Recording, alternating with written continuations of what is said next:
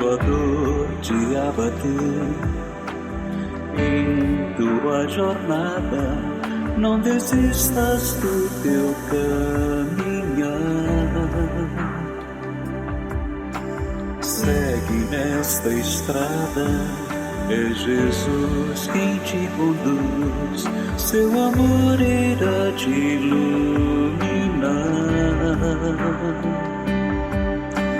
Nunca estás sozinho no caminho, bons espíritos vão te guiar. Segue confiante, nada pode te deter.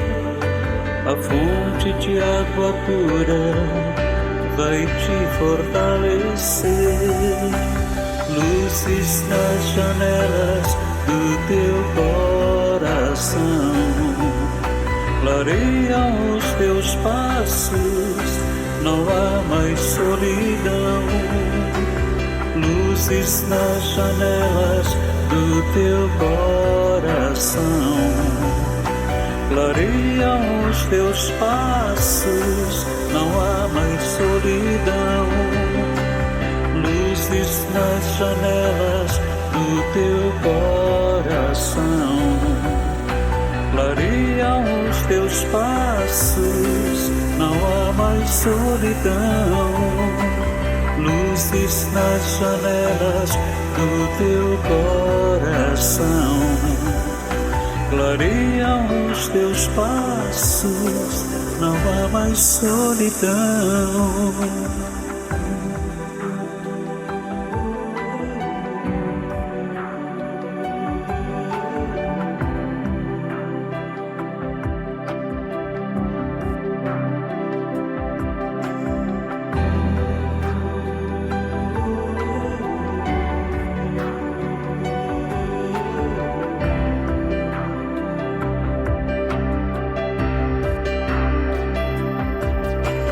Luzes nas janelas do teu coração clareiam os teus passos, não há mais solidão.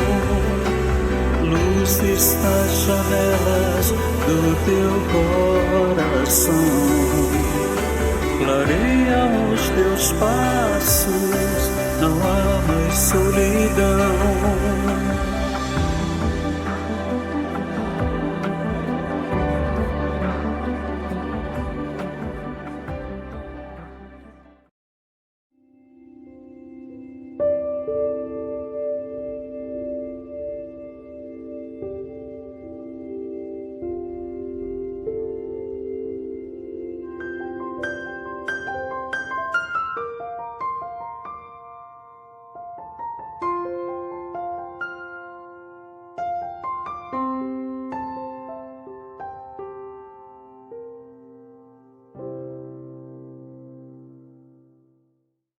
Olá, que maravilha! Quanta gente estudiosa e conhecedora na roda de conversas dessa noite. Uma alegria para nós recebermos aqui hoje a Rosário, muito querida entre nós, a Norma, que está sempre do nosso lado aí, trazendo seu conhecimento, e o querido irmão e amigo Márcio Tadeu, que tem um bônus hora altíssimo. Então, meus amigos queridos, sejam muito bem-vindos. Eu quero desejar a vocês uma boa noite, começando aqui pela Rosário. Boa noite, Rosário. Boa noite, Rubatino. Boa noite, Norma, Márcio Tadeu. Muita alegria em estar com vocês aqui na noite de hoje. Boa noite também para o pessoal que está nos assistindo em casa. E aí, doutora Norma, boa noite. Boa noite, Rubatino, Rosário, Márcio e a todos que estão nos acompanhando. É sempre uma honra poder estar aqui, né? Aprendendo, refletindo, estudando, né? Compartilhando. Que maravilha. Amigo Márcio Tadeu, seja muito bem-vindo, boa noite. Obrigado, Rubatino. Boa noite, Norma, Paulo, a todos que estão em casa, em qualquer lugar nos assistindo, que nós possamos ter aqui boas reflexões a favor da vida. Que maravilha, isso mesmo. Então, os amigos de casa que estão chegando aí, né? O Elker Magalhães, a Janaína Costa, Rogério Berlini, a Márcia Raquel Pires, a Sônia Rubatino, Ana Paula Pimenta Lemos. Quanta gente maravilhosa que nos segue sempre, que está conosco aqui hoje. A Patrícia Luciane, especialíssima colaboradora nossa da linha de frente, a Edileuza, o Cláudio Magalhães, enfim, amigos queridos, as diferentes mídias do Grupo Sheila estão recebendo os nossos amigos queridos que vão compartilhar conosco as discussões dessa noite. Então, o tema de hoje é um tema de valorização da vida. Suicídio, não. Um tema bastante sugestivo, né? No Setembro Amarelo, que o Grupo Sheila consagra o mês inteiro das suas lives abordando essa temática relacionada com a importância da valorização da vida. E para começar a nossa roda de conversas, a nossa troca de experiências, a gente vai pegar aqui um escrito de Kardec, e lembrando que Kardec, né, gente, foi lá pelo ano 1855, mais ou menos, né, que ele estava trabalhando grande parte dos temas da codificação. Então, ali ele já falava na importância da valorização da vida. Se a gente pegar o Evangelho segundo o Espiritismo, no capítulo 5, no item 14, está escrito lá: a calma e a resignação adquiridas na maneira de considerar a vida terrestre e a confiança no futuro dão ao espírito uma serenidade, que é o melhor preservativo contra a loucura e o suicídio. Queria começar contigo, Norma, comentando esse escrito do Kardec no livro O Evangelho segundo o Espiritismo, né?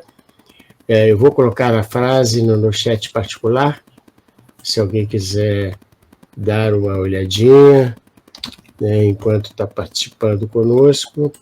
Sempre pode ser uma boa dica, né, de um facilitador. Então já está aí, viu, gente? É só dar uma olhadinha. Mas, então, doutora Norma, por favor, a palavra é sua. Pois é, né? Em meio a tantos desafios, né, que o ser humano, no seu processo evolutivo, ele acaba enfrentando, e a gente sabe que as reações são diferentes, né, de cada um. E essas reações, diante das provas, das expiações pelas quais a gente necessita passar pelo processo de amadurecimento, né? Como que a gente vai lidar tem muito a ver com o estágio evolutivo em que nos encontramos, os valores, né, que nós colocamos, né? Então, a gente está vivendo, sempre houve, né, aflições, sempre houve sofrimentos, né, no planeta, mas a gente está vendo nesse momento atual, a gente vê uma consciência no sentido de se olhar para dentro de si, né, de se olhar para o sentir, né? Tantas coisas aconteciam antes, mas as pessoas, como se diz em popular, passavam batidos, né? E agora não, agora se observa que as pessoas estão deprimidas, estão angustiadas, estão infelizes, né? Antes isso era mascarado, era tão mascarado que só em 1976 a 1975 que se admitiu, para vocês terem uma ideia, que criança adoecia mentalmente, né? Não. Então, até essa época mesmo, os órgãos científicos, né, do campo da saúde psíquica não reconheciam que a criança tinha fobia, que a criança tinha toque, que a criança tinha depressão, né, que a criança tinha angústia, como se toda criança vivesse no maravilhoso mundo da fantasia, né? E a gente sabe que isso não é realidade. Então, à medida que a sociedade vem amadurecendo, ela vem tomando consciência disso, né? A gente sabe que hoje, apesar de Bezerra de Menezes, gosta muito de falar sobre isso, o livro dele, Nas Fronteiras da Loucura, né? E a gente, assim, avançou muito na intelectualidade, né, na horizontal da inteligência, mas nós ainda estamos muito lentos, muito a passo, eu não uso esse termo, né, de carga, esse termo que eu estou utilizando, mas a passos lentos no que se refere à evolução espiritual, né? E por tudo isso por quê? Porque a gente inverteu as coisas. Como é que a gente inverteu, né? Nós estamos aqui no nosso planeta Terra, né, tendo os recursos necessários, cada um, né, o necessário para poder ascender espiritualmente, para amadurecer espiritualmente. E aí a gente, quando chegou aqui, né, no geral, né, o que a gente fez? A gente inverteu os valores, achou que a gente estava aqui para estar a serviço só da conquista material, e isso a gente acabou desvelando para valorizar coisas, né? Aquilo que, o contrário do que Jesus recomendou, né? Que a gente cuidasse da conquista dos bens imorredouros, né? E não daqueles que as traças corroem. Então, a gente ficou, né? Praticamente assim, está na moda, né? Essa palavra hiperfoco, né? Por causa da quantidade, né? De pessoas, portadoras de crianças, principalmente, né? A emergência de tantas crianças com autismo. Mas a gente ficou no hiperfoco das conquistas materiais, né, daquilo que era efêmero, né? E o ser humano, como ele vem com o seu propósito, como ele vem com o objetivo de manifestar o que ele tem de divino, né? E a gente sabe que esse é o destino de todos nós, não importa o tempo, mas o nosso destino mesmo é todos um dia sermos anjos, alcançarmos a condição de espíritos puros, e a gente esquece isso, até a própria aculturação, né, religiosa levou a essa dicotomia, né, como se seres foram criados anjos, seres foram criados felizes, seres foram criados infelizes, e com o processo da morte, pronto, tudo acabaria, e a gente sabe que não. A gente sabe que, no princípio, todos fomos criados em iguais condições, todos com as nossas potencialidades, né? Todos com as jazidas da nossa alma, como nos diz Leon Denis, né? No livro Problema do Ser e Destino, e da Dor, né? Em algumas edições, né? Para que a gente pudesse garimpar essas jazidas, né? Para que a gente pudesse desenvolver essas potências, colocasse a serviço da humanidade, e com isso a gente, paralelamente, iria proporcionando bem-estar interno e externo da gente e no outro, né? Mas nós nos deixamos levar pelo egoísmo, pelo orgulho, pela avareza, né? Pela ambição, né? E tantas outras ervas, né, daninhas aí, né? E isso foi criando um processo de dicotomização, de dissociação. Eu, nessa caminhada, digamos eu, Norma, né, tomando como exemplo, acabei me afastando do meu eu superior, né, e dando voz ao meu inferior, aquele que contém os meus defeitos, os meus traumas, os meus conflitos, e, por que não dizer, a infelicidade, né? E nessa história, o ser humano passou também uma eterna busca de uma felicidade ilusória, não a felicidade autêntica, né? Quando Jesus disse, meu reino não é deste mundo, né? Realmente, não é deste mundo de poder, deste mundo de avareza, deste mundo de egoísmo, não, né? Então, quando ele vai conversar com Bartolomeu, está lá no capítulo 8 do versículo do livro Boa Nova, né?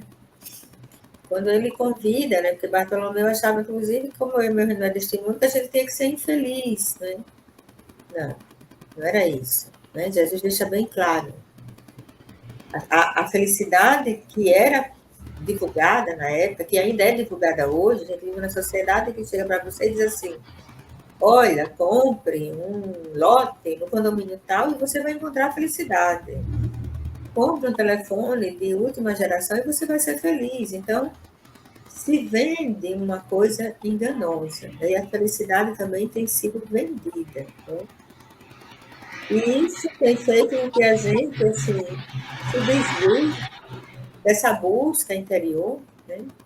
E nesse processo de desvio, a gente acaba assim congelando os nossos potenciais psíquicos, congelando as nossas potencialidades espirituais, né?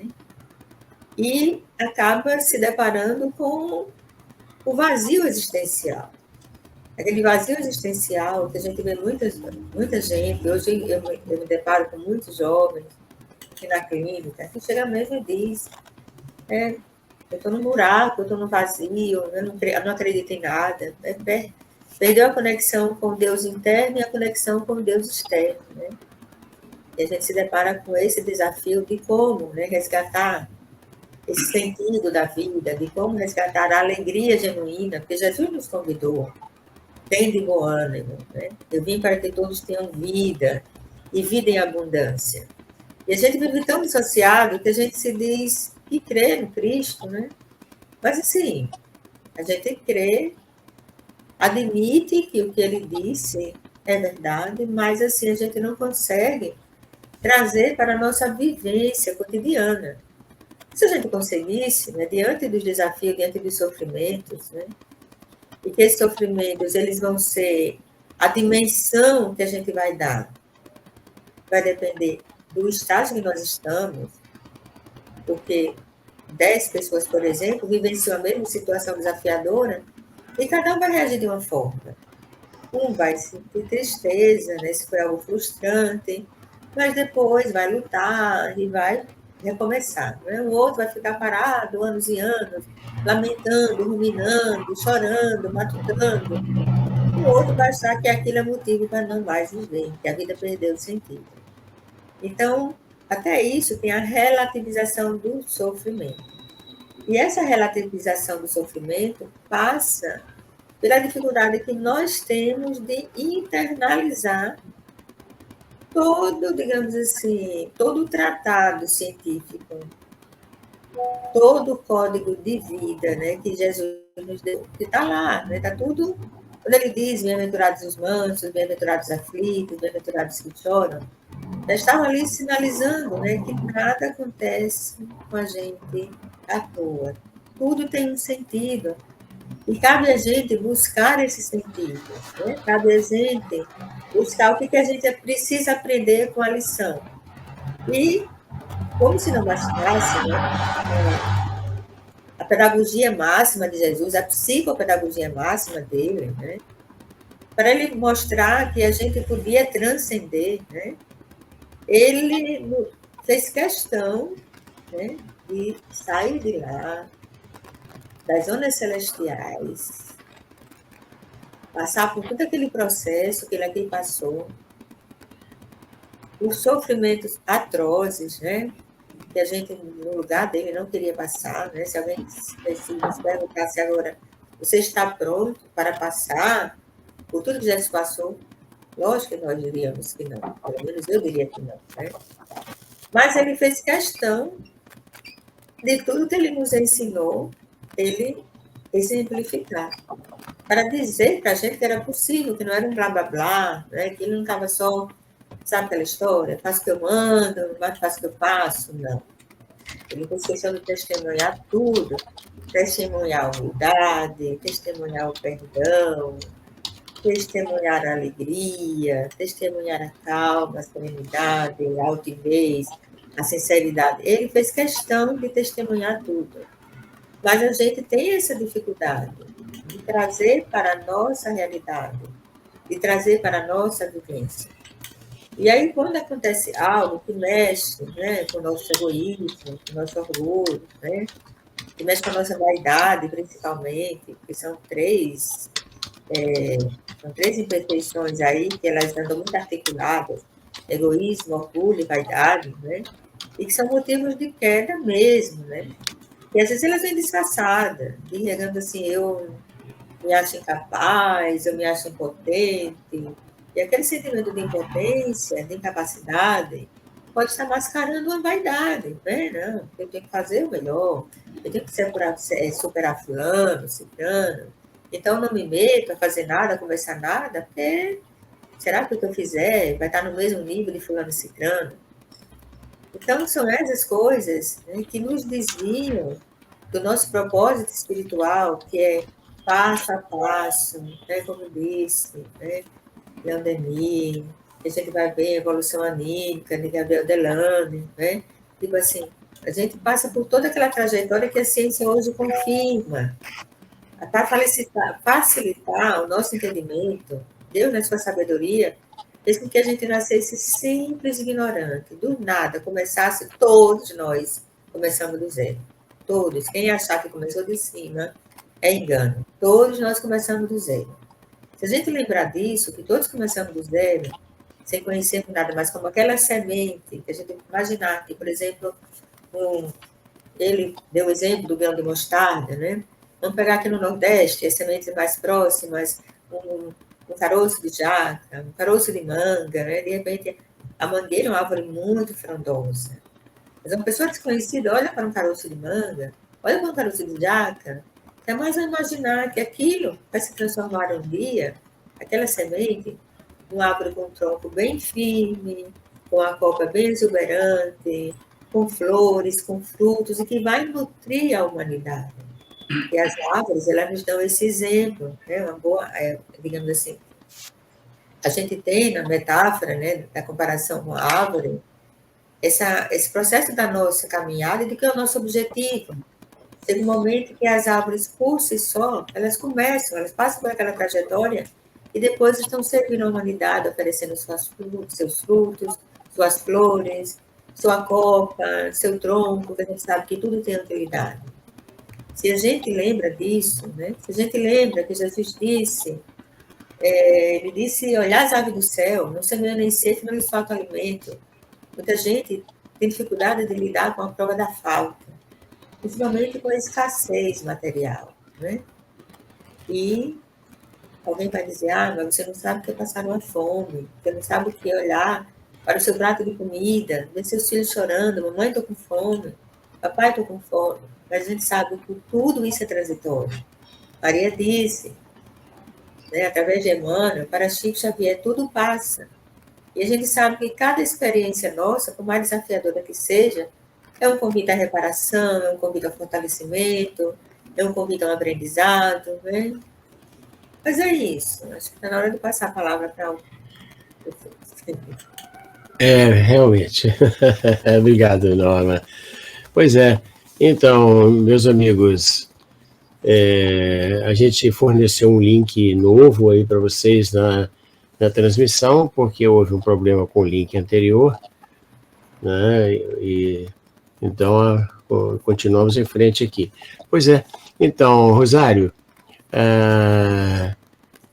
como é que você então viu essa frase do Kardec, né? Quando ele coloca com aquela sabedoria, né, aquele jeito especial do codificador, né? A calma e a resignação, adquiridas na maneira de considerar a vida terrestre, e a confiança no futuro, dão ao espírito uma serenidade, que é o melhor preventivo contra a loucura e o suicídio. Poderia comentar para nós, Rosário? Claro, Rubatino. Então, a doutora Norma trouxe muitos pontos importantes aí, né, sobre essa questão da inteligência emocional, sobre a inversão de valores que todos nós vivenciamos, que diz respeito a quando Kardec coloca sobre esse pressuposto que é a maneira de encarar a vida, né, e aí nós nos lembramos que até o próprio Evangelho nos chama atenção para isso, quando Jesus nos fala que nós temos que ter olhos de ver e ouvidos de ouvir, ou seja, devemos observar quais são os valores que de fato nós devemos seguir, quais são os padrões, quais são os modelos. Então nós vivemos numa sociedade em que as pessoas estão cada vez mais compulsivas de fato, essa questão do consumo, essa questão da ansiedade e tantos transtornos muitas vezes associados a esses aspectos. Mas eu gostaria de pegar aí na frase do Kardec, fiquei refletindo aqui sobre esse outro aspecto que ele levanta, que é a fé no futuro. Não é isso? Essa questão da fé no futuro. E aí eu fiquei me lembrando do Evangelho segundo o Espiritismo, uma mensagem que há no Evangelho segundo o Espiritismo, que nos traz a fé como mãe da esperança e da caridade. E a doutora Norma trouxe alguma coisa nesse sentido também, quando ela falou do Deus, né? O Deus único, o nosso Deus, mas mencionou também a questão do Deus interior. Por que nós estamos colocando isso? Porque quando Kardec traz essa questão da fé, em outros momentos lá do capítulo A Fé Move Montanhas, não é isso? Em que ele vai trabalhar essa questão mais a miúde, com mais detalhes, o Kardec vai falar também sobre essa questão da fé em nós mesmos. Então ele fala sobre essa fé em Deus, mas também sobre a fé em si mesmo. E muitas vezes esse aspecto é um aspecto que nós devemos levar em consideração. Não aquela fé em nós mesmos que ultrapasse a fé em Deus, por exemplo, e se torne, por exemplo, presunção. Não é isso? Uma maneira presunçosa de olhar a vida como se nós fôssemos o centro do universo. Mas aquela fé que automaticamente nós correlacionamos aí a essa autoconfiança tão necessária para que nós possamos caminhar de uma maneira mais firme, de uma maneira mais ativa. E aí é muito interessante nessa mensagem que está lá no Evangelho segundo o Espiritismo, porque aí nós pensamos bem, a fé como mãe da esperança e da caridade. E muitas vezes nós associamos também a caridade a um fato exterior, a caridade material e assim sucessivamente. Porém, a palavra caridade, ela comporta o conceito de caridade, como nós vemos lá no Livro dos Espíritos, tal como entendia Jesus. Ela é uma palavra que ela comporta facetas ligadas, obviamente, à nossa vida em sociedade, às nossas relações, às relações que nós vamos vivenciando e vamos construindo, mas é uma palavra que também aponta, de alguma maneira, para a caridade para conosco mesmos. Não é isso? Então, nós não temos que ter o perdão só para o outro, nós temos também que nos perdoar. Perdoar as nossas falhas, perdoar nossos momentos de invigilância, de intemperança. Temos de ser benevolentes para com o outro, mas, em primeiro lugar, temos que ter benevolência para com a gente, para que a gente consiga perceber quais são esses nossos limites, aquilo que nós já damos conta de trabalhar, mas aquele outro tanto que nós ainda não conseguimos caminhar. Então, quer dizer, nós vemos que é uma palavra muito complexa, não é isso? Benevolência, indulgência, perdão das ofensas, sim, em relação ao outro, mas, em primeiro lugar, nessa dimensão do autocuidado. Então, esse é o ponto que eu gostaria de destacar, porque eu penso que esse autocuidado, ele se relaciona de uma maneira muito intrínseca também a uma outra palavrinha, que é a palavrinha aceitação.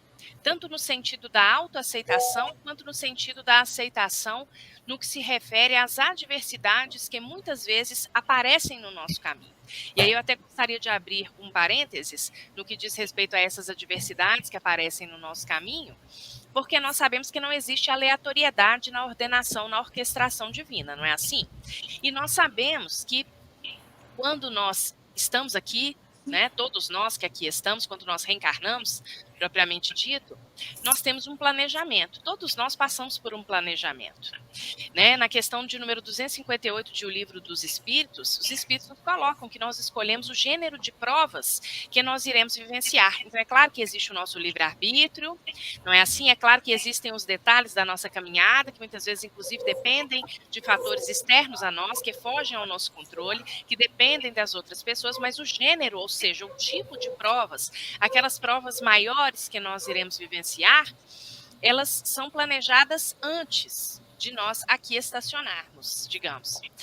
E, além de serem planejadas antes, na maioria das vezes, essas provas elas são organizadas com a nossa anuência, ou seja, com a nossa participação na maioria dos planejamentos, como nós bem sabemos, à exceção das chamadas reencarnações compulsórias, em que os espíritos não têm condições de deliberar de uma maneira lúcida, de uma maneira clara acerca desse planejamento, e contam aí com o concurso dos benfeitores espirituais. Mas em todos os planejamentos nós contamos com o concurso desses benfeitores, mas temos aí o nosso livre-arbítrio. Então é sempre importante a gente entender que esses reveses da vida, que nós vivenciamos aí exteriormente, né, eles muitas vezes estavam nesse planejamento. Não é isso? E se a própria espiritualidade anuiu para que nós viéssemos com esse planejamento, se nós próprios concordamos com esse movimento, isso significa que nós teremos ao mesmo tempo os recursos necessários para bem passarmos por estes processos. E aí, como nós nos referimos a essa palavra aceitação, para fecharmos o raciocínio, gostaria de que nós nos lembrássemos uma mensagem que eu acho bastante relevante, bem significativa, que se encontra no livro Coragem, que é um livro, penso eu, que nós deveríamos ler constantemente nas nossas vidas. porque as lições contidas neste livro realmente são lições bastante substanciais no que diz respeito a essa injeção de ânimo que tantas vezes nós precisamos receber.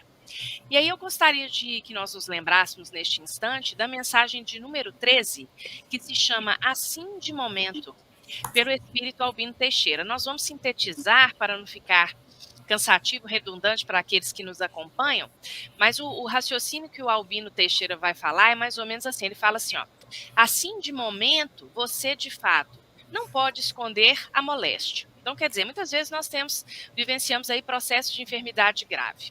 Não pode livrar-se do defeito físico. Reencarnamos, às vezes, com determinadas condições genéticas, congênitas e assim por diante.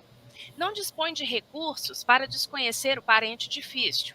Quer dizer, a parentela consanguínea com a qual nós nos relacionamos de maneira mais imediata, o lar em que nós reencarnamos. Também vejam, todos esses fatores que ele menciona ligados a esse planejamento, não é assim? E aí ele segue dizendo, não conseguiremos nos libertar dos conflitos íntimos, aos quais nós já renascemos e aos quais muitas vezes nós iremos dar continuidade nesta vida. Não liquidaremos de vez todas as nossas dívidas, e assim sucessivamente ele segue falando. E aí no último parágrafo dessa lição ele diz assim, mas você pode aceitar tudo isso, e da aceitação construtiva de todos os percalços que porventura lhe assinalem a existência, você pode partir para o esforço de trabalhar, melhorando a você mesmo a fim de render, tanto quanto possa, no bem de todos, de vez que colaborar no bem de todos é o caminho para a verdadeira felicidade. Então nós julgamos que essa mensagem ela é muito bela, porque ela nos traz, em primeiro lugar, essa dimensão da aceitação.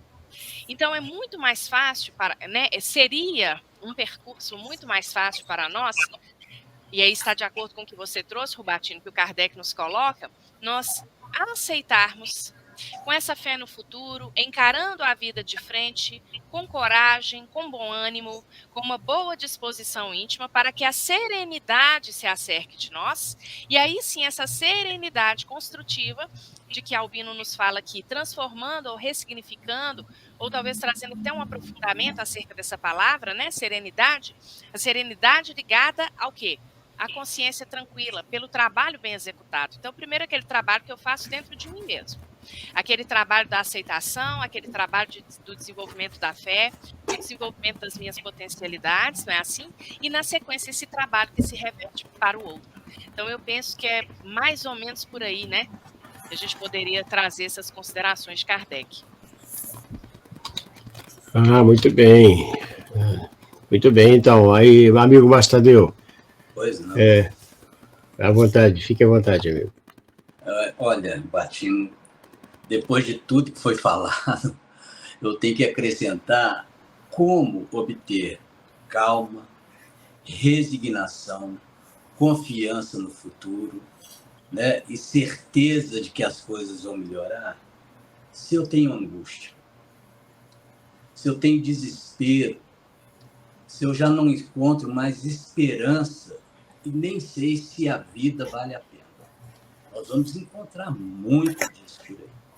Quando Kardec entra com esse conceito aqui que você trouxe aqui, que é no item 14 do capítulo 5, no item 16, ele vai fazer uma antítese aqui que ele diz o seguinte: a incredulidade, a simples dúvida sobre o futuro, as ideias materialistas produzem a covardia moral.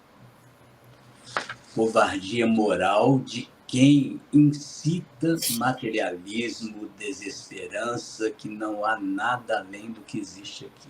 Nós estamos numa conversa espírita.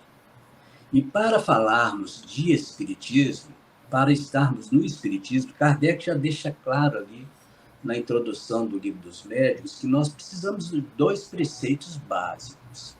Que a pessoa, pelo menos, acredite em Deus, é uma necessidade. E que ela acredite que existe algo após essa vida, uma alma. Porque se não houver esse preceito, falar do espiritismo não vai adiantar muito.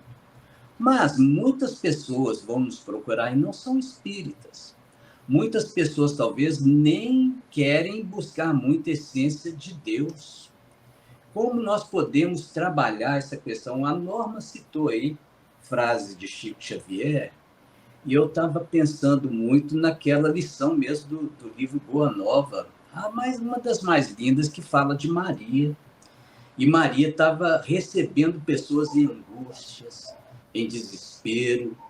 E o cidadão chegou, e ela era chamada de Mãe Santíssima, ela já estava com idade elevada, e falou: minha mãe, eu estou num desespero, eu estou numa desesperança, eu sofro, eu já não sei mais o que fazer. Foi quando ela disse: meu filho, olha para mim, na vida tudo passa, a tristeza passa, a alegria passa, só Deus é permanente. Então nós temos que cultivar em nós e nas pessoas essa essência divina, porque nós estamos falando de valorização da vida, mas até hoje a ciência tem dificuldade de definir o que é vida. O vírus é vivo? Ele é vivo quando ele penetra na célula. Quando ele não penetra, ele não é um ser vivo. Então a ciência tem dificuldade, a planta, mas nós vamos tratar de uma vida em abundância que o Cristo nos solicitou. Nesse conceito, que eu vou pegar aqui, do Manuel Filomeno de Miranda, que está no livro Temas da Vida, no capítulo 1, na psicografia de Divaldo Franco, que ele diz o seguinte: o homem é a mais alta realização do pensamento divino na Terra. Nós somos a mais alta realização do pensamento de Deus nesse planeta. Então, nós temos que começar a valorização da vida com esse conceito de que há um Deus e de que o sofrimento vai passar. Ora, quem de nós aqui, que nós já temos um pouquinho, de tempo nessa encarnação, não passou por alguma situação que trouxe para ela um certo desespero, um desgosto, uma angústia? Um adolescente, como eu fui, que, por exemplo, quando você perde o primeiro amor, o primeiro afeto, nossa, a vida desmorona. A vida termina, acaba o sentido. Com o passar dos anos, com o passar do tempo, outras situações são vivenciadas, outros problemas, outros sofrimentos. E aí, com o tempo, você volta lá naquela situação de trás. Meu Deus, aquele sofrimento, aquela vontade de morrer. Hoje eu percebo que aquilo não foi um sofrimento, aquilo foi um livramento. Porque se houvesse continuidade, que eu vou vendo também, percebendo a minha transformação e a transformação das pessoas. Então eu vou obtendo mais calma, mais confiança no futuro, talvez não uma vida no plano espiritual, mas na própria encarnação que eu estou vivendo. Tudo vai mudar. As coisas se transformam, nós temos que nos dar novas oportunidades. Então, essa situação que a Rosário falou aí, de desenvolver a fé.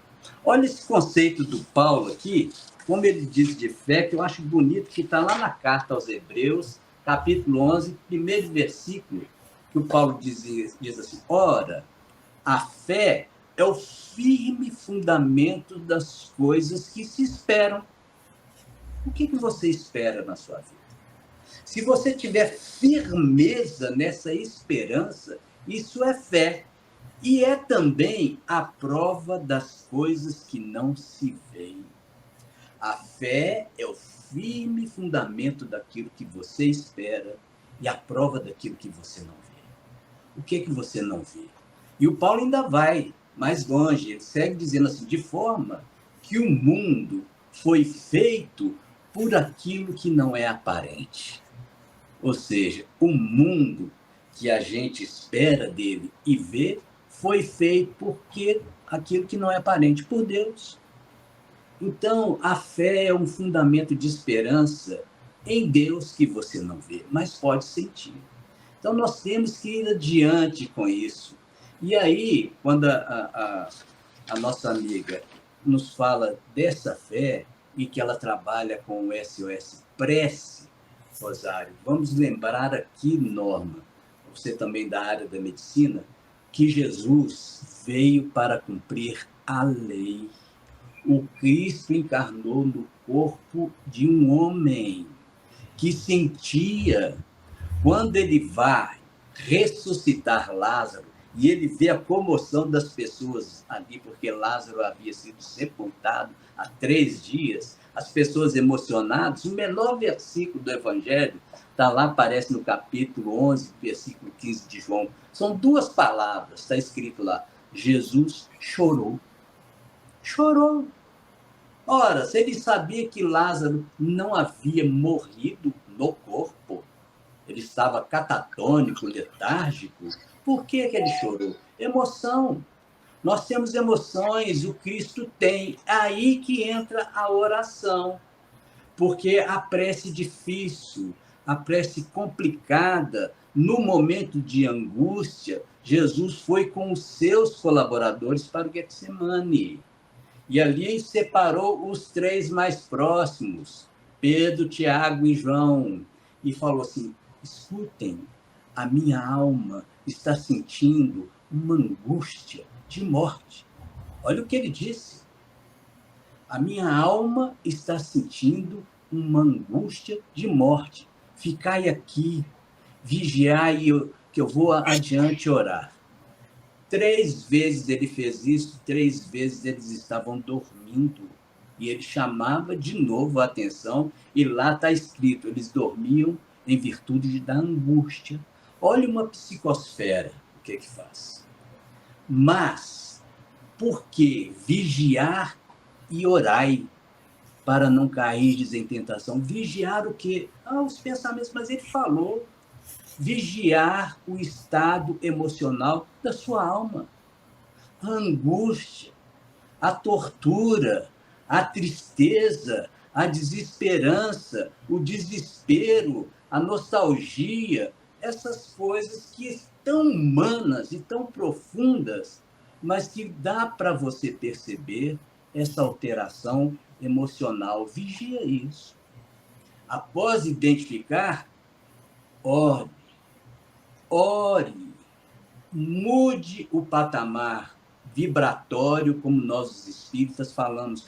Entre na praça de entendimento, que o Chico Xavier dizia, que para entrar em contato com os espíritos de nível superior, o médium, e todos nós o somos, ele precisa elevar os seus pensamentos. Enquanto aqueles espíritos que estão em esferas mais altas, eles rebaixam a sua vibração e ali se dá um encontro da sintonia, que ele chamou de praça de encontro, de sentimentos e corações. Então, desse um tempo, valorize a sua própria vida, porque você é maior produto do pensamento de Deus na Terra. Eu acho que esse é um produto de valorização que nós podemos ter, cada um de nós, deixando que o tempo passe. O tempo cura feridas, o tempo resolve. E, enquanto isso, nós vamos nos interrelacionando e dando chance uns aos outros para exercermos uns perante os outros a fraternidade, a assistência, os ouvidos. É esse comentário que eu poderia fazer, passando para você, Batinho. Perfeito, muito interessante, excelente. A gente tem que dar uma vigiadazinha só no tempo, né? Para que a gente possa avançar. Mas, assim, são impecáveis as colocações desse bloco de abertura. E a gente prossegue, então, fazendo essa reflexão, trazendo agora a figura de Emmanuel, né? Sim. E Emmanuel, ele diz assim, que no livro Instrumentos do Tempo, ele diz que as dificuldades que sofremos na vida nos tornam mais experientes e capazes. Não esqueças que o Senhor apela para a tua bondade e para a tua compreensão, para a tua paciência, para a tua capacidade de servir em todos os ângulos do caminho. Então, eu estou colocando essa frase também aqui no chat privado do livro Instrumentos do Tempo, e os amigos podem recapitular aí na sua telinha, no seu suporte e no seu apoio, né? É muito interessante, porque o Emmanuel tem uma sabedoria, né, e um senso de oportunidade incríveis, né? Quer dizer, as dificuldades que sofremos na vida nos tornam mais experientes e capazes. Não esqueça que o Senhor apela para a tua bondade e para a tua compreensão, para a tua paciência e para a tua capacidade de servir em todos os ângulos do caminho. Quer dizer, né, Rosário, na verdade, as dificuldades que surgem na nossa trajetória, elas nos fortalecem, nos tornam mais capazes, não é? Se não fosse a poliomielite, talvez nenhum cientista tivesse tido qualquer trabalho para descobrir a medicação tão adequada, tão importante, preventiva, profilática, né? No entanto, o Dr. Seib, ele foi, naquele instante, tão empenhado, tão interessado, buscou de forma tão aguerrida um resultado que acabou se transformando num benfeitor da humanidade, né, criando a vacina contra a paralisia infantil. Então, por que é que o Emmanuel coloca para a gente? As dificuldades que sofremos na vida nos tornam mais experientes. Não esqueçamos que o Senhor apela para a tua bondade. Quer dizer, eu preciso ser bom, né? Para a tua compreensão, quer dizer, eu preciso ser compreensivo. Para a tua paciência, eu preciso ser paciente, hein, Rosário? Muito bacana o exemplo que você citou aí, Batino. Porque pensando, né, nessas dificuldades que sofremos, poderíamos pensá-las em dois âmbitos, digamos, né?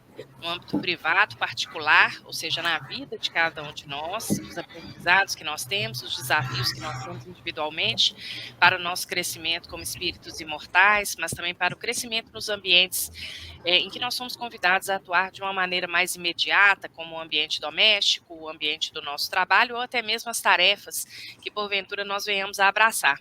Mas como você destacou no seu exemplo aí, nós poderíamos pensar também nessas dificuldades em termos do progresso da humanidade, da história da humanidade. Isso é muito bonito de ser percebido, né? Quantas conquistas humanas não aconteceram, não vieram em decorrência dessas dificuldades? No campo da ciência da Terra, no campo do progresso material, da tecnologia, dos transportes. E aí nós entendemos e compreendemos que muitas vezes, primeiramente, na nossa caminhada evolutiva, nós vamos desenvolver a nossa inteligência para que, na sequência, nós possamos desenvolver bem as nossas emoções.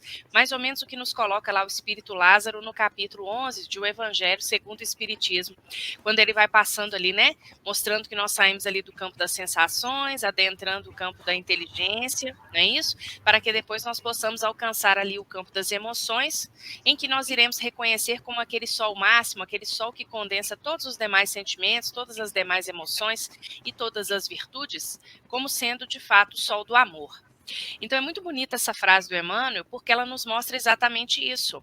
O quanto essas dificuldades, quando a gente olha em um nível macro, a gente consegue entender isso. Então imaginemos se no âmbito individual também não seria assim. Ou por que nós julgaríamos que na nossa vida privada, na nossa vida particular, seria diferente? Que nós não teríamos que encontrar essas mesmas dificuldades. E sim, elas são necessárias.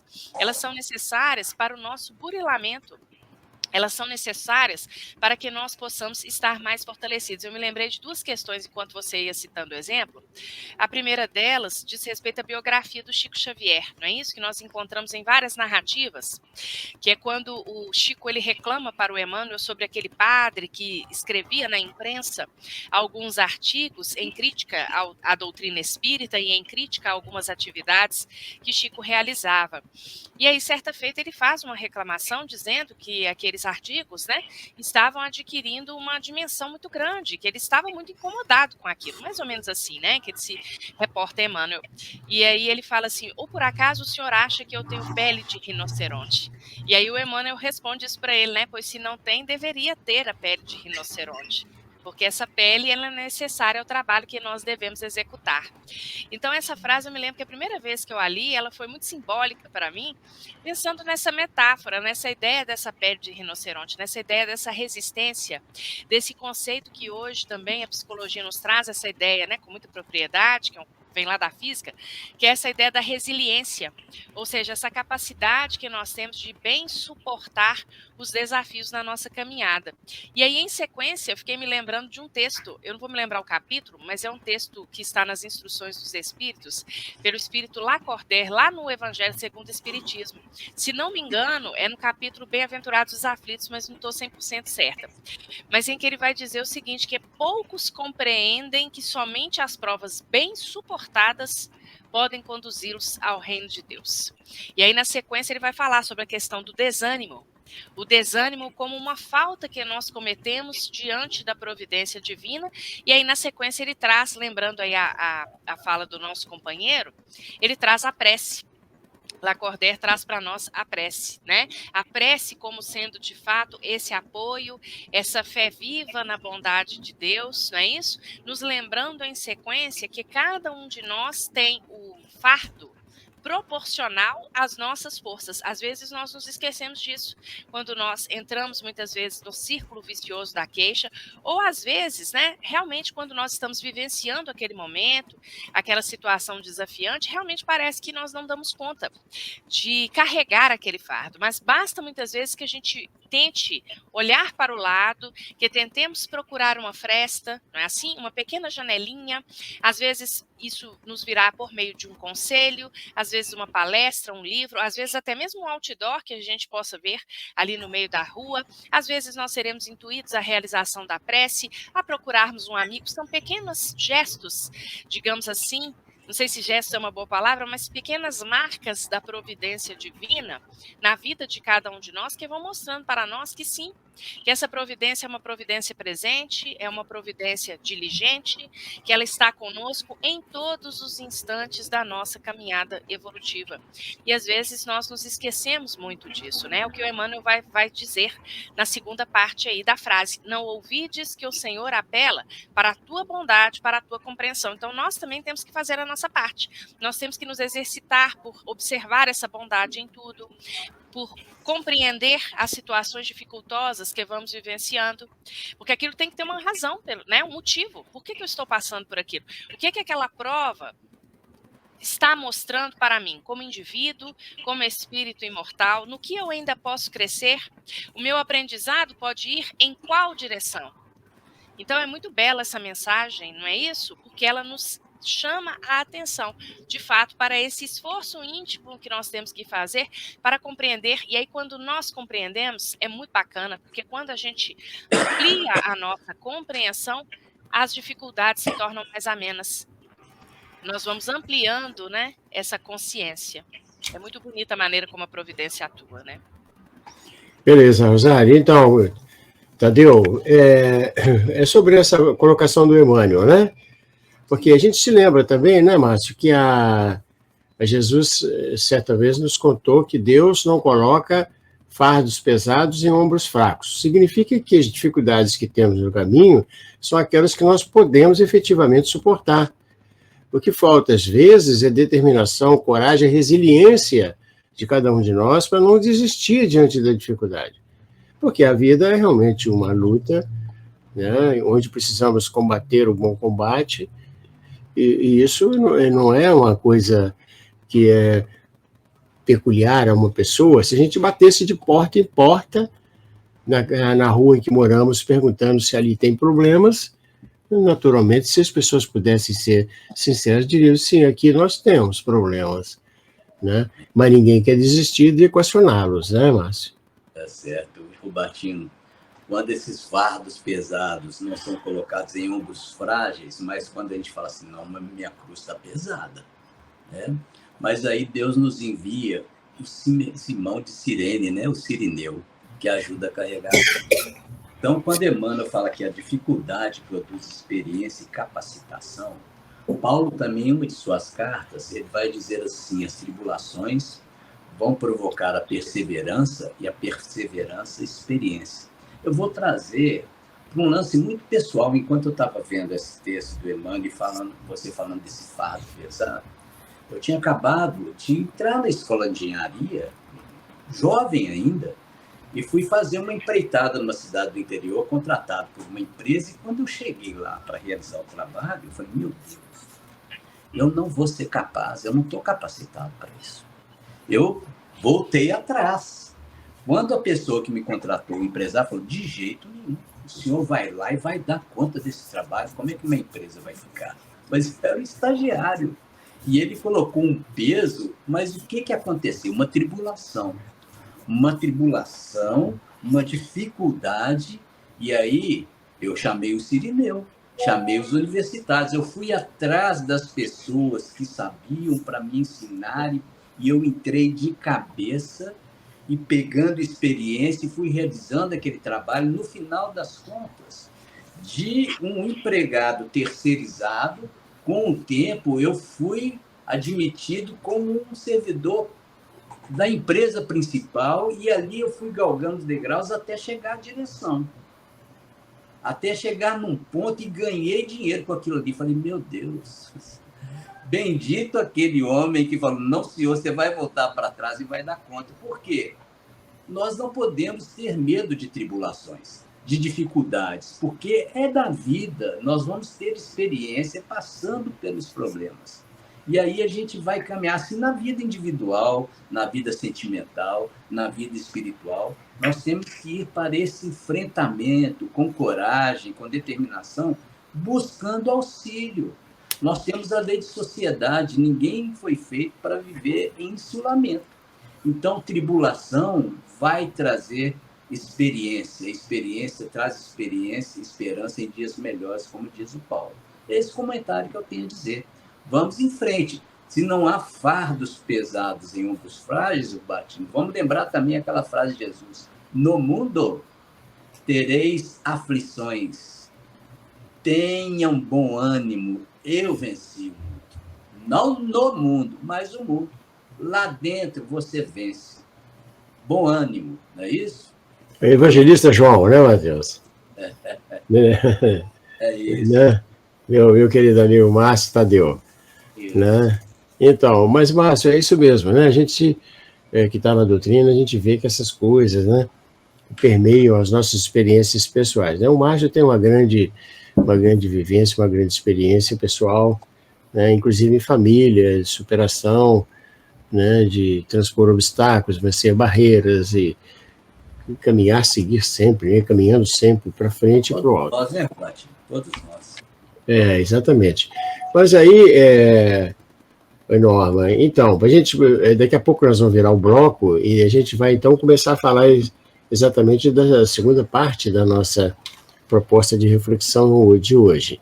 Mas é importante, né, Norma, que a gente não se esqueça que nós viemos no mundo para nos tornarmos diamantes burilados, né? Então, o buril, às vezes, ele nos incomoda, ele nos dá a forma adequada, mas ele nos traz dificuldades, embaraços, que nós vamos ter que aprender a superar, nos fortalecendo para não ter que começar a experiência de novo, né? Porque a oportunidade que temos agora é ímpar. Então, né, Norma, a gente não pode entregar os pontos, né? Como diz a música lá do Ivan Lins, né? Desesperar jamais, né? Aprendemos muito nesses anos. Afinal de contas, não tem cabimento entregar o jogo no primeiro tempo, né? Para quem gosta de esporte, é uma boa reflexão, né? Desistir nem pensar. Se a gente refletir, né, qual é o nosso propósito, né, o que é que eu vim fazer aqui, o que é que eu preciso fazer na minha caminhada como espírito, né? Então, isso vai me levar a essa construção do que a Rosário falou, né, dessa resiliência, né, da resistência psicológica, da resistência espiritual, se eu estou conectada com qual o meu propósito, né? E Deus, na sua sabedoria infinita, né, ele sabia que se a gente já viesse aqui com tudo pronto, né, a gente vê, pronto, Lacan, grande psicanalista francês, ele fala, né, dessa questão que a falta que move o mundo, a falta move o progresso, né? E a gente vai ver no próprio processo educacional, se um pai, uma mãe, eles dão tudo de mão beijada para o filho, ele se acomoda, ele anestesia a consciência, né? São raríssimos os casos, né, de espíritos que já trazem uma formação e, tendo tudo na mão, eles vão lutar. E a gente vive numa sociedade ainda onde as pessoas dizem, eu quero me aposentar para não fazer nada. Né, se eu pudesse, eu ficaria só em berço esplêndido. Tem gente que ainda tem ilusão da ociosidade como uma coisa sinônima de felicidade, que a gente sabe que não é, né? Então, essa falta faz com que a gente vá em busca de algo, né? E o tempo é o nosso parceiro, é esse talismã divino. E Neil Lúcio vai falar lá, na verdade não é Neil Lúcio, vai escrever, né? Quem fala é Jesus. Lá no livro Jesus no Lar, tem um capítulo sobre isso, né? O título, O Talismã Divino, né? Quando uma das mulheres presentes, acho que é a mãe de Marcos, tal, ela pede a Jesus um talismã, né, que proporcionasse felicidade, proteção e tudo. E Jesus vai discorrendo, né, sobre o que faz esse talismã em termos de processo de crescimento, de amadurecimento, de aprendizado. Ele diz que realmente tem um talismã. E no final ele vai dizer que esse talismã é o tempo. Então, na pedagogia divina, ele nos concede essa bênção. E interessante é que no nosso processo de aprendizado contínuo, o tempo é ilimitado, né? O tempo é cedido a cada um de acordo com a sua caminhada. A gente vai ver espíritos que, num tempo menor, alcançam degraus na escala da ascensão, outros ficam estacionados anos e anos, séculos e séculos, em processo, como a gente vê nas reuniões mediúnicas, na vingança, ficam estagnados, né? Então, esse tempo que faz com que a gente se depare, né, com que realmente, o que nós somos, o que nós íamos fazer, qual é o nosso objetivo, né? Qual é o nosso propósito, o que de fato nos felicita, né? Porque a gente passa muito tempo na busca ilusória, a gente vai lembrar disso, os seus livros, A Vida, Desafios e Soluções, né? O Despertar do Espírito também, ela começa falando sobre essa busca equivocada, né, do ser humano, estimulada pela própria sociedade, no sentido de preencher o vazio existencial com coisas externas, né? Mas chega um tempo, por mais que, e a gente vai ver isso, infelizmente ser estimulado, Leon Denis, no livro As Potências da Alma, vai falar da falência da educação, que a educação seria um instrumento propulsor da evolução espiritual se fosse ensinado, né, à criança, ao jovem desde cedo, que nós somos espíritos, antes de serem homens que comem, que estudam, que trabalham. Isso, na verdade, essas questões são fases na vida do ser, mas, antes de tudo, nós somos espíritos que estamos aqui em processo de aprendizado. E isso ainda não se ensina nas escolas de uma forma geral. Por isso, Herculano Pires, no livro O Sentido da Vida, Emmanuel, no livro O Problema do Ser e do Destino e da Dor, né, vai falar justamente sobre isso, né? Essa falência educacional, porque nós não educamos o espírito. E nessa não educação do espírito, a gente não traz a consciência para a nossa criança, nosso adulto, nosso jovem, a questão do valor do tempo, né?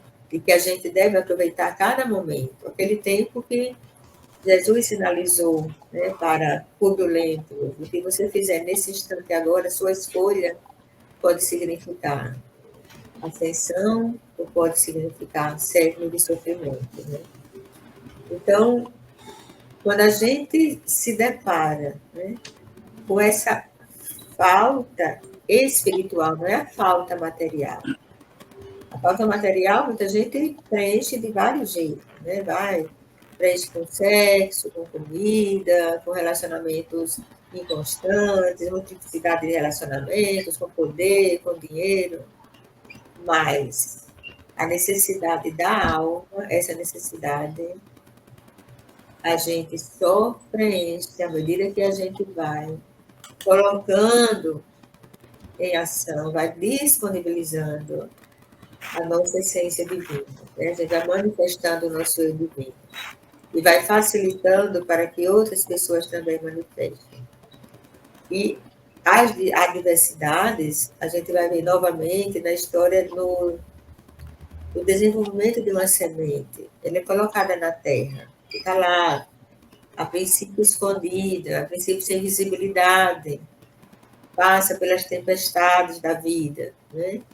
E naquele processo ali ela está amadurecendo, ela está crescendo, depois desabrocha. No seu processo de desabrochar, né? Quando ela rompe ali, sai, né, ali do buraco da terra, e encontra o sol, né? Ela continua passando por adversidades. O tempo continua ali, digamos assim, desafiando, né? Colocando à prova. E a gente vai ver as árvores, eu gosto muito eu me apaixono quando eu vejo árvores centenárias, sabe? Elas têm muita história para contar. Uma árvore de 100 anos, vocês imaginam o que essa árvore já passou, né? O que enfrentou ao longo da vida. Assim como também as pessoas, à medida que o tempo passa. E essa medida que o tempo passa, a gente vai tendo tempo de refletir, a gente vai tendo tempo de pensar, de escolher, isso é fundamental. Tem a questão da escolha, o que é que a gente está escolhendo a cada momento, o que é que a gente está escolhendo a cada instante das nossas vidas. E eu estou escolhendo isso para quê? Eu estou escolhendo isso por quê? Qual a finalidade? Como eu estou aproveitando esse tempo, né? E quando eu falo da falência educacional que Fulano Pires traz, no sentido da vida, que Leon Denis vai trazer no livro Problema do Ser Estudador, é porque se desde cedo a gente aprendesse que isso aqui é apenas uma passagem, não é o fim, e a gente acaba vivendo essa existência carnal como se fosse o fim de tudo, né? Já que vai acabar, então vou fazer tudo, né? Tudo que tiver ao meu alcance. Eu brincava, assim, ainda hoje eu lembrava com os colegas, né? Que a gente, por exemplo, ganhou peso na época da Covid, e eu trabalhei na linha de frente, e a gente que trabalhou, porque a gente dizia assim, a gente não sabe se vai estar vivo amanhã, então vamos comer tudo, do bom e do melhor. Essa coisa imediatista, né? Que a gente tem, né? E aí, tipo assim, no nosso dia a dia, a gente vai passando por essas experiências onde a gente foca aqui, no aqui e agora, sem ter essa visão do futuro. E Kardec vai dizer lá, né, como você colocou no começo, Walter, quer dizer, a gente vai fé no futuro, se a gente souber que isso aqui é apenas uma passagem, que a vida continua, né? Continua de acordo com as nossas aquisições, eu vou atravessar o portal dessa reencarnação para o mundo espiritual, e chegando lá, com aquilo que eu produzi em termos de sentimentos, de pensamentos, né? E não vou levar nada do que eu construí materialmente falando, né? Então eu vou, sabe, tipo assim, eu vou construir, se eu quero um futuro melhor, porque aqui no dia a dia se convenciona que um futuro melhor, eu quero um futuro brilhante para meu filho. E o futuro brilhante é eu dar uma boa escola, uma boa educação, um bom isso e aquilo, mas sempre focado nas aquisições materiais. E o que mais a gente dá valor é isso, né? Esquece do homem de bem lá de Kardec, né? Do que é o homem de bem. A educação, infelizmente, ainda não prioriza isso, salvo raríssimas escolas, a gente sabe que já existe. Mas não é o geral, não é a regra e a exceção. Que bacana, Norma. Pois é, então, agora nós vamos fazer aqui uma divulgação de algumas coisas importantes. Amigos queridos que estão em casa, olha só, o Grupo Sheila tem 16 reuniões públicas semanais. Né? Amanhã nós temos uma reunião pública muito linda, concorrida. Né? Ela começa mais cedo, às 19h30. A gente vai ter a participação do Luiz Carlos Reis, que é um colaborador do Grupo Sheila, falando sobre o tema Saber Viver. Você pode assistir pelo YouTube, diretamente da sua casa, ou você pode ir presencialmente ao Grupo Sheila. Ou você pode assistir em casa também pelo Facebook, né? Uma das opções do Grupo Sheila. E na próxima quarta-feira, a gente vai ter um tema interessantíssimo, ainda dentro do Setembro Amarelo, visão espírita do autoextermínio, né? Temos figuras muito queridas entre nós, né? O Geraldo Campetti, o Ricardo Melo e a nossa querida Vanilda Lopes, que é colaboradora do Grupo Sheila. Mas, meus amigos queridos, então, todos esses livros que a gente está citando aí estão lá na livraria do Grupo Sheila, né? Esse número aí, né, 2118, é um número de WhatsApp comercial. Então, você não vai telefonar para ele, você vai mandar uma mensagem, né, perguntando sobre o livro que você quer, e você vai receber todas as informações na sua casa. Pode ir pessoalmente, se morar em Belo Horizonte ou adjacências, ou pode pedir pelos correios, através do Grupo Sheila, que é o fornecedor, né? Olha só, que bacana. Então, nós vamos agora partir para a parte terceira. Nós temos que vigiar os nossos tempos, porque a live está voando, né? Daqui a pouco chegamos ao final, isso é surpreendente, né? Pois é, mas agora eu gostaria de trazer aqui a consideração dos amigos um texto interessantíssimo que está no livro Estante da Vida, né? Um livro extremamente rico, que você tem na livraria do Sheila para você levar para casa. Ele é da lavra pessoal do Irmão X, e ele conta várias histórias interessantes nessa obra. E ele, então, vai trazer para nós uma história muito dramática de uma pessoa que, tendo desistido da vida, chega ao plano espiritual e se surpreende com a sequência de incômodos que sofreu. E o mais curioso é que ele pergunta, mais ou menos no meio da entrevista, com a pessoa que tirou a própria vida, destruiu o próprio corpo físico, né? Ele perguntou para ela, por que razão decidiu matar-se? E aí, meus amigos queridos, a resposta é surpreendente. E é sobre ela que a gente queria falar agora. Ciúmes do esposo que passara a simpatizar com outra mulher. Quer dizer, na verdade, as tratativas da vida às vezes nos tornam próximos a pessoas que são simpáticas, né, e não necessariamente pessoas com as quais se vai envolver, né? Então é preciso ter maturidade, fortaleza, bom ânimo para poder superar esses chamados pequenos problemas, para não se deixar levar, né?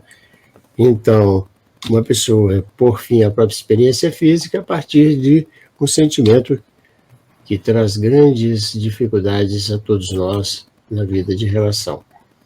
Queria começar agora com a Rosário, né, Rosário? Então, Rosário, você não tem ciúme não, né?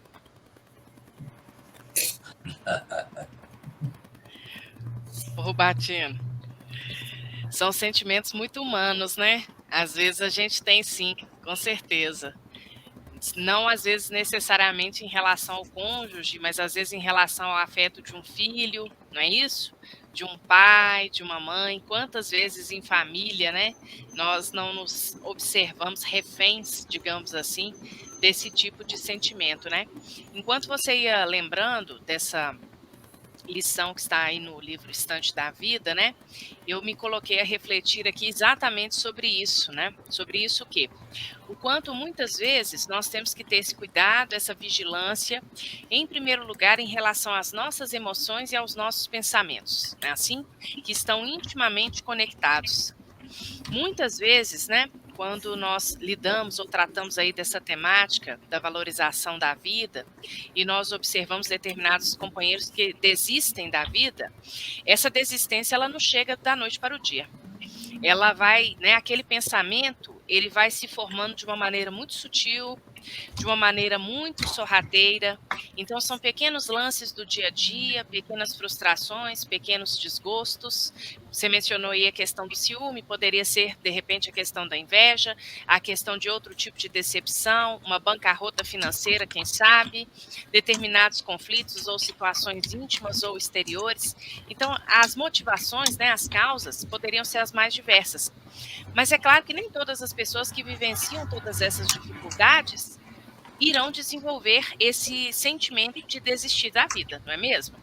Então, é por isso que nós temos que tomar muito cuidado com a sequência dos nossos pensamentos, para não deixar que, efetivamente, aquele sentimento, aquela emoção que às vezes começa de uma maneira muito pequenina, possa ganhar uma dimensão muito grande. Quando você contava esse caso, eu me lembrei também de um capítulo do livro Libertação, não vou me lembrar mais qual capítulo, mas em que nós vamos observar o André Luiz e a equipe espiritual, vendo, né, em desdobramento durante o sono, uma senhora que se acercava de uma entidade ali perto das adjacências, das redondezas onde os domínios de Gregório prevaleciam, digamos assim, e esse espírito desencarnado muitas vezes passava determinados aconselhamentos para ela, para que ela fustigasse ali o marido, né, para que ela incomodasse o marido começava a se envolver com uma organização religiosa.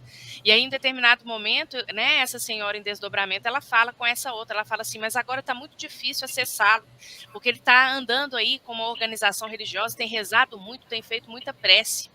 Aí a outra imediatamente já começa a passar para ela determinados aconselhamentos, de maneira que ela desmotivasse o esposo, né, assim, quando ela, né, estivesse obviamente aqui em vigília, que ela o desmotivasse para que ele seguisse ali aquela proposta, porque aquela fé que ele havia acabado, digamos assim, de conhecer, estava tornando de uma maneira muito, né, estava tornando muito robustecido, digamos assim, e o enfrentamento às dificuldades que aquele espírito desencarnado queria colocar ali no cotidiano estava ficando cada vez mais difícil.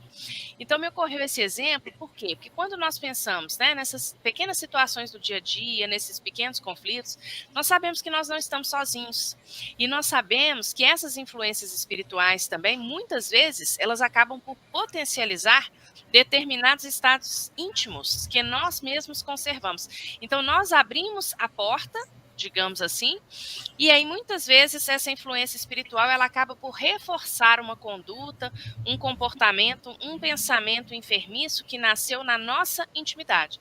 Então, todos esses exemplos da doutrina, de alguma maneira, eles nos chamam a atenção para quê? Eles nos chamam a atenção para a necessidade de que nós estejamos, de fato, muito vigilantes em relação a todas essas questões. E aí, certamente, um mecanismo que muito nos auxilia nesse sentido, nós já mencionamos aqui hoje, né? Mas é o mecanismo da prece. E quantas vezes, né? Na nossa vida a gente não consegue, em alguns momentos a gente sequer consegue se reorganizar mentalmente e recorrer à prece. E aí, né, Rubatino, vou pedir licença, né, porque como o nosso tempo está escoando aí, para lembrarmos aí do nosso SOS Preces, que funciona 24 horas por dia. Agradecer ao companheiro Paulo, que já fez a divulgação aqui no nosso chat, não é assim?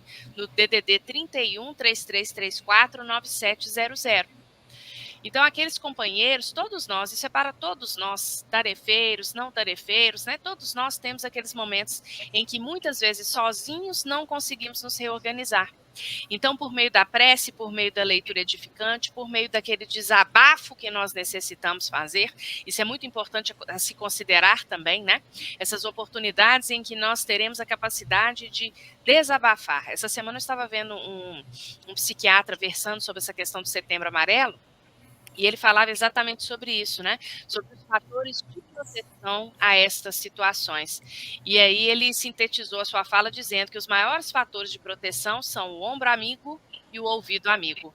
Então, achei isso muito interessante, né? Porque muitas vezes o que nós precisamos também é colocar para fora as nossas emoções enfermiças, os nossos pensamentos menos felizes, tirando aquele tóxico mental e muitas vezes tirando aquele tóxico mental. E se aí na sequência ainda tivermos aí a presença do bálsamo da prece, melhor ainda, porque aí nós vamos conseguindo permanecer, né? Ou construir que seja um estado íntimo um pouco mais vigilante, um pouco mais atento. Não é isso, Rubatino? Oh, querido irmão Márcio Tadeu, olha só, nessa narrativa do irmão X, ele deixa claro, na entrevista que ele faz com a jovem moça que tinha desistido da vida, né? Então, como é que tinha sido a sequência, quando ela percebeu que o corpo estava sem vida, mas ela continuava viva. E ela disse que foi uma experiência muito sofrida, porque, primeiro, quando houve a retirada do corpo, né, da residência dela, ela cometeu suicídio dentro da própria casa, a maneira como ela foi colocada dentro do veículo, né, e o deslocamento do veículo, e ela rolando para um lado, para o outro, e o espírito acompanhando aquela cena triste. Então, realmente, a gente tem que entender, né, que as dificuldades da vida são pequenas diante de uma consequência da desistência. Por que desistir? Né? Se a vida é tão linda, tão bela, tão maravilhosa, né, Márcio? Ela só tem grandezas no nosso entorno, por que não viver para as coisas melhores? Né? Amigo Márcio, vigia o tempo aí, viu? Não, vamos rapidamente. Olha, eu conheço esse texto, inclusive André Trigueiro transcreveu esse texto, acabou que essa pessoa teve até que perceber que o marido casou com a pessoa que ela tinha ciúmes. E ela teve que amar essa pessoa que estava cuidando do filho que ela deixou abandonado. Você vê como é que é a situação. E no final ele cita um autor que não é espírita, que fala assim, diante de um desamor, arrume outro amor, melhor do que tirar a vida. Mas não é tão simples. Eu quero encerrar trazendo um testemunho de um amigo que nós todos conhecemos. Vai ser 3 minutinhos, do Rossandro Klinger. Ele estava fazendo uma palestra sobre um livro dele, O Tempo do Autoencontro, Como Viver os Desertos em Nossas Vidas. E ele foi contar uma experiência pessoal, porque ele se tornou muito famoso. Participou daqueles programas da Rede Globo, né? Ele tem muitas palestras, muito conhecido. E quando ele ia citar isso na palestra dele, está lá no YouTube, nós podemos ver isso, a pessoa falou, Rossandro, não faça isso. Você vai ser criticado. Ele falou, mas eu preciso falar. Ele tinha 16 anos, chegou para a mãe dele e falou, mãe, eu estou saindo de casa. A mãe dele falou assim, meu filho, não faça isso. Vai dar tudo errado. Ah, mas eu quero sair. Não faça isso. Não, mas eu vou sair. Olha, então faça o seguinte. Quando der tudo errado, você volte e nós vamos começar tudo outra vez. Nossa, que drama, ele falou, né? E outra coisa, meu filho, por favor, volte vivo. Aí ele falou, nossa, minha mãe está fazendo um drama. Ele saiu. Diz ele que 7 meses depois ele perdeu tudo. Amigos, dinheiro, posição social. Ele estava num estado e ele morava num apartamento no 4º andar, desesperado, envergonhado. Falou, eu vou pular daqui. E ficou por 3 dias. Mas, gente, eu sou espírita, eu sei que a morte não existe. Como é que eu vou fazer? E se eu pular 4º andar e machucar o pescoço, ficar aleijado, vou dar problema para minha mãe. Mas ele ficou com aquele pensamento, aquela ideação suicida. Por 3 dias, com muito custo, ele venceu e voltou para casa. A mãe abriu a porta, não falou nada, ele entrou. Aí, Rosário, é o ombro amigo. O irmão estava sentado no sofá. Falou, vem cá, Rosário. Deita aqui no meu colo. E ficou ali afagando os cabelos dele. Ele falou, eu estava tão envergonhado. Eu não suportaria a mínima crítica. Meu irmão acho que nem lembra disso, mas foi a melhor coisa que ele pôde ter feito para mim. Ficou ali afagando meus cabelos. Passado o tempo, abriu uma casa espírita perto da casa dele, ele foi. Porque ninguém conhecia ele, não sabia do que ele conhecia. Ele passou a frequentar, assistir às reuniões públicas, o pessoal estava vendo que sempre ia lá. Aí, num determinado momento, alguém falou, olha, o diretor da casa está te chamando lá atrás, quer falar com você. Ele foi. O diretor estava mediunizado com o mentor.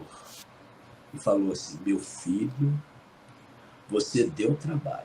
Aqueles 3 dias que você estava tentando pular, nós estávamos junto de você. Nós não íamos deixar você pular de maneira alguma. Escuta aqui, meu filho. Nunca se esqueça do amor de Deus. Do amor que Deus tem por você. Esse é o testemunho dele. E fica para nós essa mensagem, Rubatinho, que muitas vezes, viu, Rosário, é apenas o ombro amigo, o colo amigo, sem críticas, sem julgamento, escutar, escutar, escutar. Quando pontuar, ter muito discernimento. É isso que eu gostaria de trazer agora. Ele, um espírita famoso, para a gente ver que ninguém está imune dessas situações. Ele expôs isso, está lá no YouTube, para quem quiser ver essa palestra dele, né? Para dizer o seguinte: nós temos nossas fragilidades. Todos nós podemos passar por um momento de crise, mas, finalizando agora, Emmanuel, no livro Fonte Viva, ele tem uma lição que chama Crises, que é a época que Jesus fala: Pai, se puder, afasta de mim esse cálice. E Emmanuel tem uma frase que diz assim: é a crise que define o futuro. Todos nós passaremos e passamos por crise, e é ela que define o futuro, o que faremos da crise. É isso, Robertino, passando para você. Que beleza, Márcio. Pois é uma pena que, né, o tempo venha nos exigir esse cuidado, né? Então, Márcia, eu gostaria que você comentasse, porque você, como psiquiatra, naturalmente, tem muitos casos que você atende na sua clínica, né? De pessoas não necessariamente espíritas, embora outras até possam ser também, mas... então, eu perguntaria para você, alguém que vai desistir da vida em função de ciúme, isso é realmente algo que não poderia acontecer com o ser humano, né? E, no entanto, a gente vê que acontece. O nosso tempo está acabando, Márcia, doutora Marta. Doutora Norma. Pois é, essa é apenas uma das causas, das tantas causas desencadeadoras, né, que desencadeiam. A gente sabe que na raiz do problema, mais coisas estão envolvidas quando a pessoa decide desistir de viver. O que a gente sabe é que a gente não pode desistir da vida, a gente não tem essa escolha, até porque a vida continua, né? A gente desiste da experiência carnal, dessa experiência, mas da vida a gente não desiste, né? E diante das tribulações, é preciso que a gente procure ver o que aquela situação está pontuando para a gente. Uma traição, uma perda de emprego, né? Uma doença, tudo isso é uma oportunidade de ensinamentos, né? Oportunidade de aprendizado, como foi colocado a questão da crise, né? A crise nos impulsiona ao amadurecimento, ao crescimento, à busca, né? Mas tem uma coisa, né, que o Rosário falou e que eu lembrei do livro Reencontro com a Vida, de Manuel Filomeno de Miranda. Esse livro é muito interessante, porque ele vai falar de um suicídio que está acontecendo com muita frequência. Eu já desconfiava isso antes de ler esse livro, porque muitos jovens chegavam no consultório, e adultos também, mas principalmente jovens. Mas, doutora, eu não quero morrer, mas tem uma voz dizendo, sua vida não vale nada. Olha, tá vendo, seu pai, sua mãe não gostam de você. É melhor, mas primeiro você mate ele, mate ela, mate sua família. Depois você se mata. E os casos que mandavam a pessoa se matar diretamente, né? E aí, não, isso aí a gente via claramente o processo espiritual ali influenciando, né, induzindo, né? E nesse livro, Reencontro com a Vida, tem um capítulo especial que vai falar das organizações espirituais criminosas que estão investindo no suicídio. Essas organizações, inclusive, eles não se preocupam tanto com quem já está na beira, não. Vão buscar pessoas resilientes, pessoas trabalhadoras de qualquer instituição religiosa, inclusive espíritas. Isso realmente, assim, me assombrou, porque eu tenho contactado com pessoas espíritas muito boas, dedicadas, trabalhadoras e que passam, né, por essa situação, né, como foi mencionado aí, com relação ao nosso irmão passando, né? E eu achei super interessante, eu assisti essa palestra dele, achei muito bom, porque, assim, isso coloca, dá uma condição de que as pessoas percebam a vulnerabilidade de cada um. Porque muitas vezes a gente coloca a pessoa no pedestal e acha que aquela pessoa é imune a tudo, né? E não é bem assim, né? Só quem não, digamos assim, passou pelas tentações foi Jesus. Mas todos nós passamos pelas tentações do caminho, né? Então, o que acontece? Esses espíritos estão investindo pesado, principalmente na juventude, né? Vamos lá. Acho que é perversidade espiritual, o título do capítulo, uma coisa assim. Vocês vão ver lá, perversidade espiritual, liga o reencontro com a vida. E aí eles, principalmente, quem está num suposto equilíbrio, quem está lidando bem com as questões existenciais, eles fazem de tudo para desestabilizar. Investem maciçamente, ficam com raiva, tem um grupo deles, né, que tipo assim, eles têm raiva porque eles se suicidaram e eles querem que outras pessoas também passem pelo desapontamento, né? Porque a gente sabe que, tipo assim, é um desapontamento. Eu escolho me suicidar porque eu acho que eu vou acabar com tudo.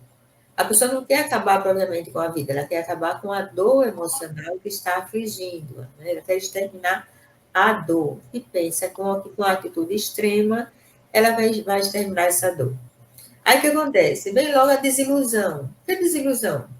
Aquilo que Camilo Castelo Branco vai descrever. Eu continuava vivo, mais vivo do que nunca. Aí que a pessoa sente a força da vida, né? Esse corpo, que funciona como uma espécie de cobertor, de protetor, se desfaz e eu chego lá no plano espiritual, literalmente, no espírito, né?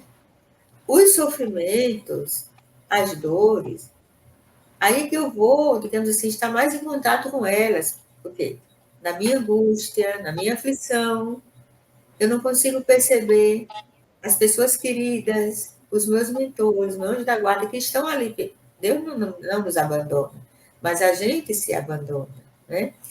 E é como acontece aqui na Terra, a gente vê uma pessoa ali super aflita, que está desequilibrada, a gente tenta ajudar e ela não consegue enxergar.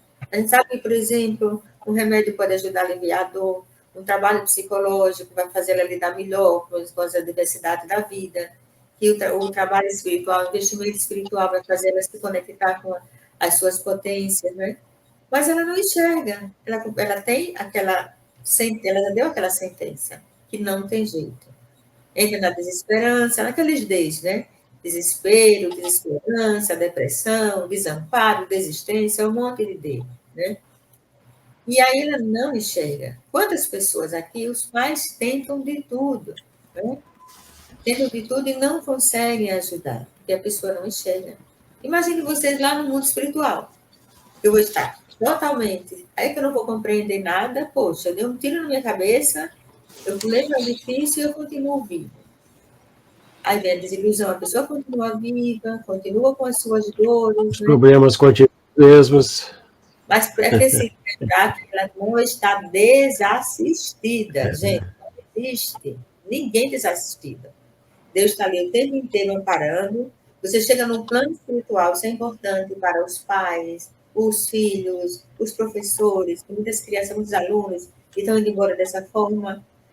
A oração é fundamental, porque funciona como um refrigério, um bálsamo na alma daqueles que estão nessa condição. E lembrar que a vida continua, que houve uma interrupção, que a gente tem sempre novas chances, né? O sofrimento é a gente que está causando, não é punição divina, não é castigo divino, sou eu que estou causando, na minha desilusão, no meu desespero, né? Mas eu me lembre que, através da oração minha e daquelas pessoas que estão me cercando, eu crio novamente um canal de recomunicação com aqueles seres que estão ali prontos para me ajudar. E eu vou ter oportunidades de reconstruir tudo nas reencarnações seguintes. Depois de muito tempo, com certeza, né, doutora? Não, às vezes a pessoa tem até uma expectativa de que isso ocorra mais rápido. Mas, meus amigos queridos, um tema tão rico desse, né? Os minutos passaram muito rapidamente. Nós temos que agradecer a Deus pela oportunidade e convidar o engenheiro Paulo Henrique a aparecer na tela aí conosco. Meus amigos queridos, então, o Paulo, inclusive, queria pedir para você, depois que todo mundo sair, você ficar mais um pouco, aí já fora do ar, que eu gostaria de continuar conversando contigo. Meus amigos queridos, então, uma noite maravilhosa para todos, a nossa gratidão, o nosso carinho aí a Rosário, né? Sempre solícita e partícipe conosco, né? Com todo o entusiasmo que ela traz na sua bagagem espiritual. A Norma, sempre uma amiga muito querida, também uma pessoa de extraordinário conhecimento, que está sempre nos apoiando, nos ajudando, e um amigo especialíssimo, né? Muito querido, o Márcio Tadeu, que ocupa no nosso coração um lugar especial. A nossa gratidão a vocês, em nome do Grupo Cheira, nós vamos encerrar a live de hoje pedindo para a gente fazer um sorriso para aquela foto final, né?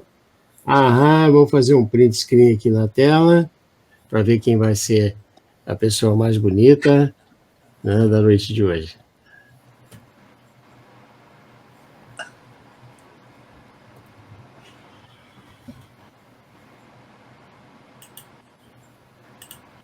Ok, que maravilha. Depois eu vou mandar foto para vocês aí, viu? Boa noite maravilhosa, fiquem com Deus, tchau, tchau. Boa noite, obrigado. Obrigada, tchau. Fiquem com Deus. O SOS Preces é um trabalho realizado por voluntários que, além de oferecerem uma escuta sensível, afetiva e respeitosa, compartilham mensagens de fé e esperança por meio da prece e das palavras do Cristo. Este é um trabalho ecumênico realizado pelo telefone. Ligue SOS Preces DDD 31 33 34 9700.